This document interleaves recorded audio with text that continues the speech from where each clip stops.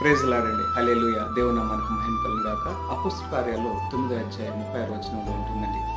ఏమండి ఆమె పేరు తబిత. ఏమండి ఆమెకు మరొక పేరు అంటే దోర్క అన్నమాట. ఆమె చేసిన సహాయం చాలా మంచిదంట. ఆమె అనేకులు కూడా బట్టలు కుట్టిస్తూ ఉందంట, అంగిలి కుట్టిందంట. చూడండి, ఆమె జబ్బును పడి కాయలా పడి చనిపోయినట్లుగా లేఖనాలు తెలియజేస్తా ఉన్నాయి.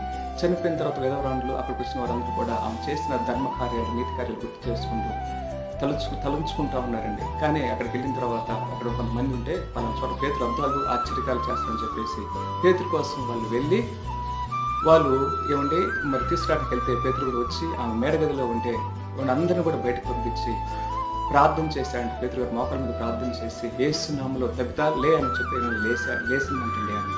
చూడండి, ఆమె నీతి గురించి, ఆమె చనిపోయిన తర్వాత నీతి గురించి, ధర్మకార్యం గురించి మాట్లాడుకుంటున్నారంటే ఆమె ఎంత సేవ చేస్తుంటుందండి, ఎంత నీతి మంత్రాలు, ఎంత ధర్మకార్యం